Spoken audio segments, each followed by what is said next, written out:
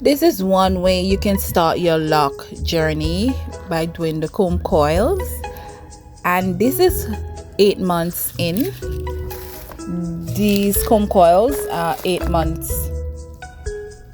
in, and check the length already. They were like super small, like he had like really like 1 inch length of hair, and now look at the length. They are flourishing.